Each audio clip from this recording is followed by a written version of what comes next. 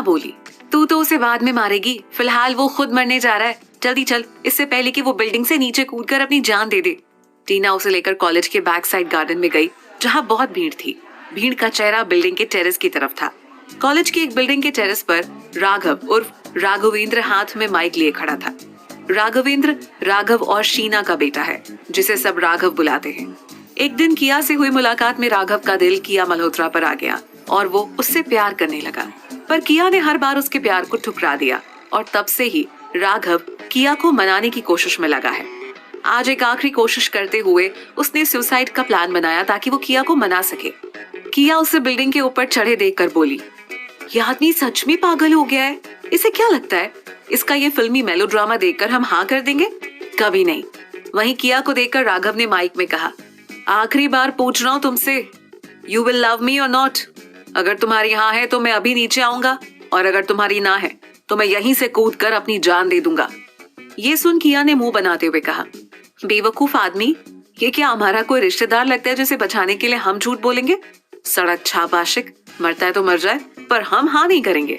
पर तभी किया के आसपास खड़े सभी लोग उसे फोर्स करने लगे और उससे राघव का प्रपोजल एक्सेप्ट करने के लिए बोल रहे थे। उसी भीड़ में से किसी ने कहा, oh my God, he is so handsome and so hot. ये सुन किया ने इधर उधर देखा, तभी फिर एक और आवाज आई, हाँ ये कितना अच्छा है और इतना बड़ा बिजनेसमैन भी है, पर इसे प्यार किया से ही होना था। काश किया की जगह मैं होती। उनकी बातें सुनकर किया जोर से चिल्लाकर कहना चाहती थी, तो जाओ ना, करो उससे प्यार, हमने कौन सा रोका है तुम्हें, हमारा भी पीछा छूटेगा उस पागल आदमी से। सब किया को बार बार राघव का प्रपोजल एक्सेप्ट करने के लिए बोल रहे थे। ये देखकर उसने मुंह लटकाते हुए खुद से कहा, ओह गॉड, हम कहाँ फंस गए। सबके इस तरह बोलने पर और राघव के इस तरह बार बार माइक में चिल्लाने पर किया ने फ्रस्ट्रेट होकर हाँ कह दिया। उसकी हाँ सुनते ही राघव ने चैन की सांस ली। वो नीचे आने लगा, तभी उसका फोन रिंग हुआ और उसने कॉल रिसीव करते हुए कहा, बोलो क्या हुआ? दूसरी तरफ से विराज ने कहा, वो तुम्हें वापस बुला रहे हैं। राघव ने कहा, अंकल उनसे कह दो कि मैं अभी नहीं आ सकता, मुझे अभी कुछ और टाइम लगेगा यहाँ। दूसरी तरफ से विराज ने फिर कहा, पर उनका तुमसे मिलना जरूरी है, उन्हें तुम्हारी हेल्प चाहिए। राघव ने कहा, अंकल मेरा यहाँ रहना ज्यादा जरूरी है, महीनों से चल रही कोशिश आज जाकर सक्सेसफुल हुई है। उनकी हेल्प के लिए वहाँ रुद्र और दक्ष हैं, उनसे कहना मैं बहुत जल्द वापस आऊंगा और साथ में उनके लिए एक प्रेशियस गिफ्ट भी लाऊंगा। ये बोलते हुए राघव की नजर किया पर थी। अगली सुबह दिल्ली में गौतम बिना एक पल की देरी किए राधिका को ढूंढने में लग गया था। उसे हॉस्पिटल से पता चल गया कि राधिका एम्स में है, तो वो एम्स भी चला गया। उसे वहां जाकर पता चला कि राधिका को उसका पति ले गया।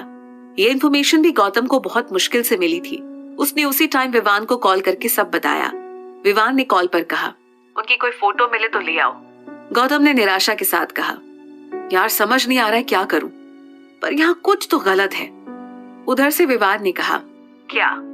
उसके पूछने पर गौतम ने कहा, यार राधिका जी की सारी डिटेल्स ऐसे गायब की हैं जैसे वो यहाँ कभी एग्जिस्ट ही नहीं करती। ये इन्फॉर्मेशन भी बहुत मुश्किल से मिली है। उसकी बात सुनकर विवान ने कहा, कोशिश कर कुछ और इन्फॉर्मेशन ढूंढने की, जब कुछ पता ना चले तो वापस आ जाना। ये कहकर विवान ने कॉल कट कर दिया और मन ही मन खुद से कहा, एक उम्मीद थी आपसे मिलने की, आज वो भी टूट गई। शायद आप वो थी ही नहीं जो मैं आपको समझ रहा था। तभी उसके कान में किसी के चीखने की आवाज आई। आवाज सुनते ही विवान रूम से निकलकर बाहर कॉरिडोर में आया और वो अपने दोनों हाथ ग्रिल पर रखकर थोड़ा झुकते हुए नीचे हॉल में देखने लगा। आशु और स्वाति लिविंग रूम में ही थी। तभी एक लड़की अपना लगेज लिए मेन डोर से अंदर आई। स्वाति और आशु दोनों ही उसे घूर कर देखने लगी। वे दोनों ही उस लड़की को पहचानने की कोशिश कर रही थी। जब उस लड़की ने खुद को यूं दोनों को घूरते देखा तो खुद ही उनके सामने आकर बोली, मैं सांझ हूँ आंटी। ये नाम कुछ सुना सुना सा नहीं लग रहा है, आशु ने सोचते हुए स्वाति से कहा। स्वाति ने याद करते हुए कहा, क्या तुम अभिनव और आंशिका की बेटी हो? उसकी बात पर सांझ ने खुशी के साथ कहा, अरे वाह आंटी, आपने तो मुझे पहचान लिया। स्वाति ने मुस्कुराते हुए कहा, पहचानती कैसे नहीं बेटा, इन हाथों में तुम बहुत खेली हो। सांझ ने चौंकते हुए जोर से कहा, क्या सच में आपने मुझे अपनी गोद में खिलाया है? उसने हाँ में सिर हिला दिया, पर आशु और स्वाति को समझ नहीं आ रहा था कि सांझ अचानक से यहाँ कैसे आई। यही सोचते हुए आशु ने सवाल किया, बेटा आपकी मम्मा नहीं आई? सांझ ने तपाक से कहा, वो मम्मा और पापा आउट ऑफ इंडिया गए, मेरे एग्जाम्स आने वाले इसीलिए वो मुझे यहाँ छोड़ गए और आप लोगों के साथ रहने के लिए कहा है। उन्होंने कहा है कि आप सब उनकी एब्सेंस में मेरा बहुत अच्छे से ध्यान रखेंगे, इसीलिए मैं यहाँ आ गई। सांझ के चेहरे पर मासूमियत के भाव थे।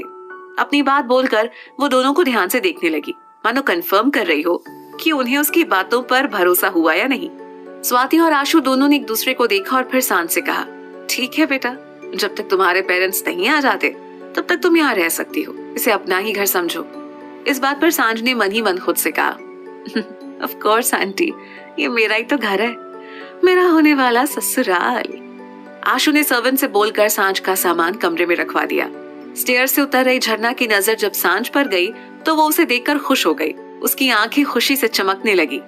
झरना सांझ का नाम जोर से चिल्लाते हुए उसके पास आ गई और उसे हक कर लिया। क्या ये दोनों एक दूसरे को पहले से जानती हैं? स्वाति और आशु ने एक दूसरे से कहा। झरना इतनी जोर से चिल्लाई थी कि उसकी आवाज सुनकर विवान भी अपने रूम से बाहर आ गया था और वो अपने दोनों हाथ बाउंड्री वॉल पर टिकाकर झुका हुआ था। उसकी आंखें हॉल में हो रही हलचल पर थी।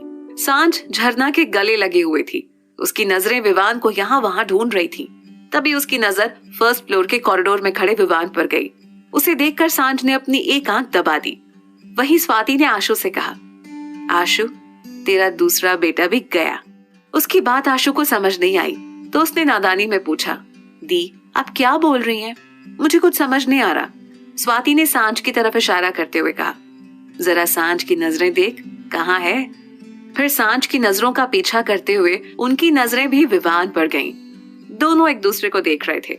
जहां सांझ के चेहरे पर शरारत थी तो वही विवान का चेहरा एक्सप्रेशनलेस था।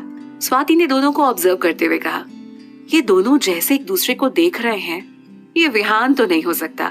जाहिर सी बात है कि अगर ये विहान नहीं है तो विवान होगा। आशु ने उसका साथ देते हुए कहा, हाँ दीदी, आप सही कह रही हैं। क्या विवान और सांझ पहले से एक दूसरे को जानते हैं? पर कैसे? आशु ने सवाल किया तो स्वाति ने दोनों को देखते हुए कहा, ये तो मुझे नहीं पता, पर ऐसा लगता है कि ये यहाँ विवान के लिए ही आई है। तुम चाहो तो अंशिका को कॉल करके कंफर्म कर सकती हो, वो यही मुंबई में होगी। स्वाति ने कॉन्फिडेंट होकर अपनी बात रखी। वहीं आशु ने तुरंत उसी टाइम अपने फोन में अंशिका का नंबर डायल कर दिया। दूसरी तरफ से अंशिका ने कॉल रिसीव करते हुए हेलो कहा तो आशु ने पूछा, अंशिका दी, मैंने ना आपको याद करवाने के लिए कॉल किया है कि नेक्स्ट वीक मेरी एनिवर्सरी है। आप और अभिनव जीजू आ रहे हैं ना? दूसरी तरफ से अंशिका ने कहा, हाँ याद है मुझे, हम दोनों आएंगे। ये सुन आशु ने कहा, अंशिका दी, साथ में सांझ को भी लाना, उसे देखे बहुत साल हो गए, जब छोटी थी तब देखा था। अंशिका बोली, इस बार भी सांझ को साथ ला पाना पॉसिबल नहीं होगा आशु। ये सुन आशु ने सवाल किया, क्यों दीदी? दूसरी तरफ से अंशिका बोली, सांझ जयपुर गई है, कॉलेज वालों ने उन्हें डॉक्यूमेंट्री बनाने के लिए भेजा है। आशु मुस्कुराते हुए बोली, ओके दी, पर आप तो आ रहे हो ना? उसके पूछने पर अंशिका ने कहा, हाँ हाँ, हम आ जाएंगे। कुछ देर और बात करके आशु ने फोन रख दिया। स्वाति ने उसे भौएं उचकाकर पूछा तो आशु ने हाँ में सिर हिला दिया। फिर दोनों ही स्माइल करने लगी। फिर स्वाति ने अपने रूम की तरफ जाते हुए कहा, अभिनव और अंशिका को ये सरप्राइज बिजली के झटके जैसा लगेगा।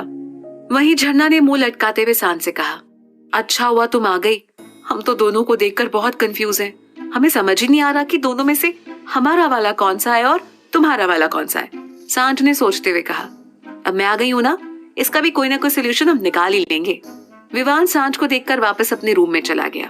वहीं सांझ ने झरना से बात करते हुए आगे कहा, मैं तुमसे थोड़ी देर में मिलती हूँ, पहले राक्षस से मिलकर आती हूँ। झरना ने भी उसे रोका नहीं और जाने दिया और फिर सांझ सीधा ऊपर चली गई। इससे पहले सांझ विवान के रूम तक पहुंच पाती तभी विहान अपने रूम से बाहर निकला। विहान को देखकर सांझ ने उसे विवान समझ लिया और उसे गले लगाने के लिए उसके करीब चली गई। पर इससे पहले कि वो विहान को गले लगाती तभी उसने अपना एक हाथ आगे करते हुए सांझ को रोक दिया। ये देखकर सांझ समझ गई कि ये विवान नहीं है, विहान है। फिर शर्मिंदा होते हुए उसने फेक स्माइल करते हुए कहा, ओह सॉरी, रॉन्ग नंबर लग गया। अब मैं क्या करूं? तुम दोनों एक जैसे दिखते हो तो कंफ्यूजन तो होगी ना। प्लीज डोंट माइंड यार। और हाँ, उस दिन मैं तुम्हें मारना नहीं चाहती थी। विहान ने कोल्ड वॉइस में कहा, आई नो, उसका रूम वहां है।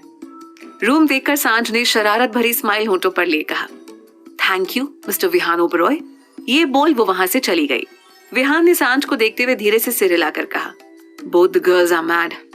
वहीं सांझ रूम में अंदर जाते ही विवान के गले लग गई। विवान ने उसे अपनी बाहों में भरते हुए कहा, तुमने झूठ क्यों कहा सबसे? सांझ ने मुंह बनाते हुए कहा, अगर झूठ नहीं बोलती तो क्या तुम्हारी फैमिली मुझे यहाँ रहने की परमिशन देती? वो तो मेरे घर कॉल कर देते और फिर पापा आकर मुझे ले जाते। ये बोल सांझ उससे अलग हुई और फिर उसने पहले रूम को अंदर से लॉक किया। उसे रूम लॉक करते देखकर विवान ने कहा, सांझ ये क्या कर रही हो तुम? सब घर में है, किसी ने अगर तुम्हें मेरे कमरे में देख लिया तो?